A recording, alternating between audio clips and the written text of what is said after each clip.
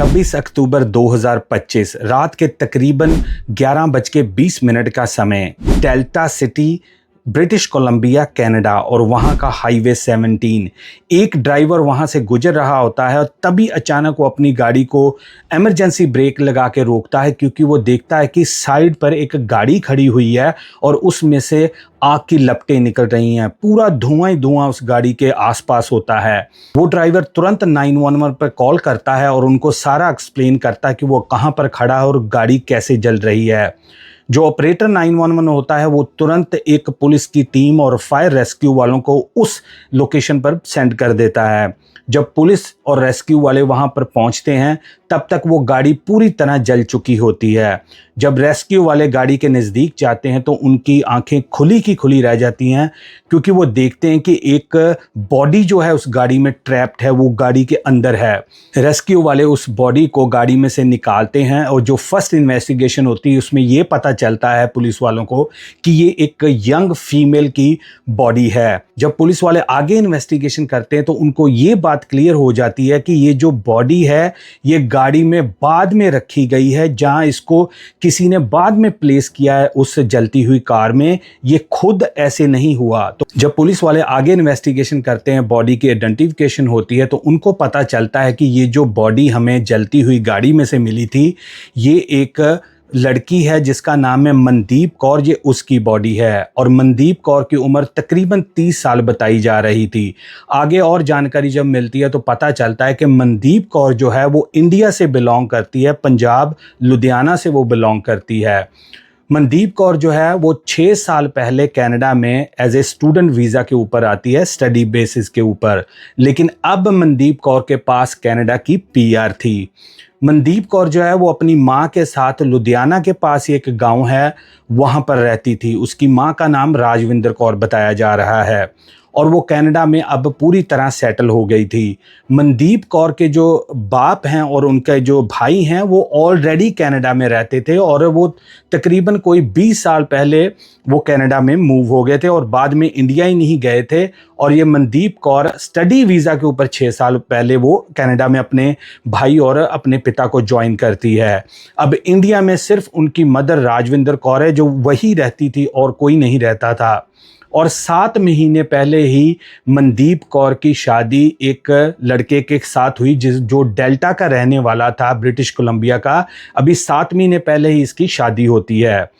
शादी के बाद ये डेल्टा में शिफ्ट हो जाती है, मूव हो जाती है और अपने पति के साथ उसी घर में रहती है। दोस्तों, ये जो इंसिडेंट हुआ था 26 अक्टूबर को, मनदीप कौर के इन-लॉज के अकॉर्डिंग वो काम से आ रही होती है। ये एक रूटीन के लिए वो अपनी गाड़ी लेके गई थी, कोई और इशू नहीं था।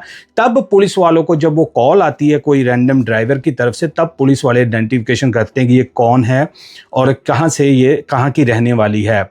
और उसके इन-लॉज के अकॉर्डिंग ये रूटीन में ही वो अपने काम से आ रही थी, कोई ऐसा इशू नहीं था। अब जो फैमिलीज थी और जो मनदीप के फादर और उसके भाई थे उनको भी पता चल जाता है, उनका भी बड़ा दिल उदास होता है कि हमारी यंग बेटी का ऐसे एक्सीडेंट हो गया है और उसकी मौत हो गई है और अभी अभी 7 महीने पहले ही उसकी शादी हुई होती है। अब दोनों फैमिलियों को ये लग रहा है कि ये एक एक्सीडेंट है, ये एक बदकिस्मत वाक़या हो गया है, अब क्या कोई कर सकता है। लेकिन दूसरी तरफ पुलिस जो है उनको और ही कुछ दिखाई दे रहा था इस केस में, क्योंकि उनको पहले ये पता चल गया था कि मनदीप कौर कोई ऐसे लग रहा है कि जैसे एलिजिडली किसी ने बॉडी को वहाँ पर बाद में या किसी तरीके से मूवमेंट हुई है। वो पोजीशन में जब उन्होंने पाया था उनको नहीं लग रहा था कि ये कोई सीधी सादी कोई सिर्फ एक्सीडेंट का केस लग रहा था। तो पुलिस क्या करती है कि अपनी इन्वेस्टिगेशन को ज़्यादा ना किसी को बताकर वो अपने अंदर ही अंदर खाते अपनी इन्वेस्टिगेशन वो करती रहती है। इस घटना के कुछ दिनों बाद ही दोनों फैमिलीज़ अग्रीमेंट करके जो मनदीप कौर होती हैं उसका संस्कार कर देती हैं और दोनों ही फैमिलियां ये मान लेती हैं कि चलो जो ऊपर वाले की मर्जी है, हम क्या कर सकते हैं कि एक दर्दनाक हादसा हो गया हमारी बेटी की गाड़ी के साथ और ऐसे उसको आग लग गई, तो उसका संस्कार करके बिल्कुल अपनी नॉर्मल नॉर्मल जो लाइफ है उसमें वो वापस चले जाते हैं। लेकिन दूसरी तरफ जो पुलिस होती है, डेल्टा पुलिस डिपार्टमेंट होता है, उनको ये आइडिया होता है कि यार ये सीधा साधा एक्सीडेंट का केस नहीं है, तो वो जो अपनी इन्वेस्टिगेशन है उसको ज़्यादा हाइप ना देके वो अपने अंदर ही खाते अपनी इन्वेस्टिगेशन को वो जारी रखते हैं। मनदीप कौर के संस्कार के कुछ ही दिनों के बाद पुलिस वाले एक डेल्टा के ही नौजवान को गिरफ्तार करते हैं जिसका नाम गुरजोत सिंह खहरा बताया जा रहा है, उसको वो गिरफ्तार करते हैं। और दोस्तों, गुरजोत सिंह और कोई नहीं, वो मनदीप कौर का देवर होता है, मानो कि उसका जो हस्बैंड है मनदीप का, उसका सगा भाई। पुलिस वाले इस केस में उसको गिरफ्तार करते हैं और उसके ऊपर ये इल्ज़ाम लगाया जाता है कि गुरजोत ने जो मनदीप कौर है उसकी बॉडी के साथ छेड़छाड़ की है, मतलब कि उसकी बॉडी को वहाँ पर रखा है जहाँ उसको मूव किया है, ये इल्ज़ाम उसके ऊपर लगा के उसको गिरफ्तार कर लिया जाता है। जब ये न्यूज़ जो उसके फादर और ब्रदर हैं मनदीप कौर के, उनको पता चलती है तो उनके पैरों में से ज़मीन खिसक जाती है और वो हिल जाते हैं कि ये कैसे हो सकता है कि अभी अभी हम अपनी बेटी के गम से निकले ही नहीं हैं, ऊपर से ये एक और शॉकर हमें मिल गया है कि उसका देवर ही उसकी जो कार एक्सीडेंट हुआ है एलिजिडली उसमें शामिल है। पुलिस वाले पूरी तरह से इन्वेस्टिगेशन अपनी कंप्लीट करते हैं और ये वो डिटर्मिन कर लेते हैं कि गुरजोत का ही हाथ है जो मनदीप के साथ हुआ, क्योंकि जब गुरजोत से वो इन्वेस्टिगेशन करते हैं तो वो एक्सप्लेन नहीं कर पाता उनको एक्चुअली हुआ क्या था, उस रात वो कहाँ था, उससे पहले उसकी एक्टिविटी क्या थी। इसके लिए पुलिस वालों के पास पुख्ता जो प्रूफ होते हैं गुरजोत के खिलाफ, इसलिए उसको अरेस्ट कर लिया जाता है। अब जो उसकी फैमिली है गुरजोत की, वो कह रहे हैं कि नहीं जी, हमारे बेटे को ऐसे फंसाया जा रहा है, इसका कोई भी ऐसा रोल नहीं है। दूसरी तरफ जो उसके मनदीप कौर के जो फैमिली है वो बेचारे परेशान फिर रहे हैं कि ये हमारी बेटी के साथ ऐसा क्यों हो गया। जो मनदीप कौर है उसके फादर की भी इंटरव्यू आई है। मनदीप कौर के फादर ने ये बताया है कि हमें कुछ भी आइडिया नहीं था कि हमारी बेटी के साथ ऐसा हो सकता, क्योंकि उसकी 7 महीने पहले ही उसकी मर्जी के साथ शादी हुई थी। वो बड़ा हंसी खुशी अपने परिवार के साथ समय बिता रही थी। हमें गुरजोत के ऊपर कोई भी पता ही नहीं था कि कुछ ऐसा हो सकता है। लेकिन अब वो कह रहे हैं कि हमें कनाडा की अथॉरिटीज़ के ऊपर, जस्टिस सिस्टम के ऊपर, पुलिस के ऊपर विश्वास है। हमें पता है कि अगर पुलिस ने उसके ऊपर हाथ डाला है गुरजोत के तरफ, तब उनके पास कुछ ना कुछ इसके बारे में है। तो वो अब वेट कर रहे हैं कि हमें कोई इंसाफ मिलेगा या नहीं मिलेगा। अब दिसंबर 11 को, इसी महीने को, गुरजोत की जो आगे सुनवाई है उसकी डेट उसको मिली है।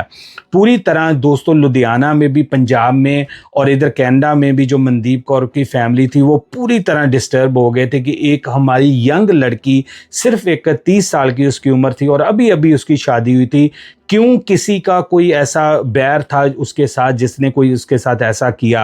अब पुलिस की थ्योरी मानी जाए तो वो कह रहे हैं कि इसके ऊपर हमने ये इल्ज़ाम लगाया कि इसने बॉडी के साथ मूवमेंट की है, तो उनके पास कुछ ना कुछ होगा जो उन्होंने किया है।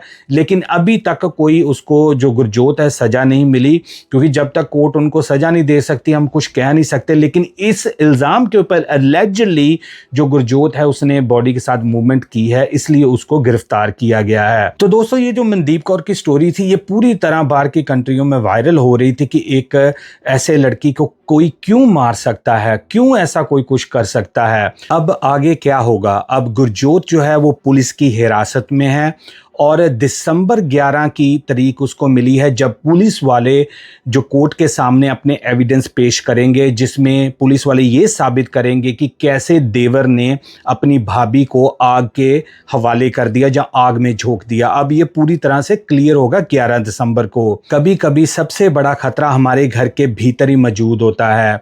मुस्कुराते हुए चेहरों के पीछे क्या चल रहा है, लोगों के दिमाग में क्या चल रहा है, क्या तूफान लोगों की ज़िंदगी में है, किसी को कुछ आइडिया नहीं होता। छोटे छोटे झगड़े, छोटी छोटी नोक जोक जो है कई बार ऐसा रूप अख्तियार कर लेती है जिसको संभालना बाद में मुश्किल होता है। और मनदीप कौर की स्टोरी से हम यही सीख सकते हैं कि आप चाहे अपने घर में भी बैठे हुए हैं, आप सतर्क रहें, सावधान रहें, क्योंकि जो अपराधी होता है वो कभी कभी आपके घर के अंदर ही मौजूद होता है और आपको कुछ आइडिया नहीं लगता जब तक कुछ हो नहीं जाता। अब दोस्तों मैं आपसे ये चाहता हूं कि आप अपनी राय जरूर देना इस केस के बारे में कि आपको क्या लगता है कि असल में हुआ क्या होगा। क्या गुरजोत ने ही सचमुच अपनी भाभी को ऐसे आग में झोंका है या पुलिस वाले कुछ ना कुछ ढूंढ के ऐसा उसके ऊपर इल्ज़ाम लगा रहे हैं। ये मैं आपकी राय की वेट करूंगा। जो भी कोई अपडेट होगी इस केस में हम आपके साथ जरूर शेयर करूंगा। सावधान रहिए दोस्तों, सतर्क रहिए और मुझे दें अब इजाज़त। मैं मिलूंगा एक और नए ब्रांड न्यू केस के साथ। तब तक लिए एज यूजुअल दोस्तों, जय हिंद।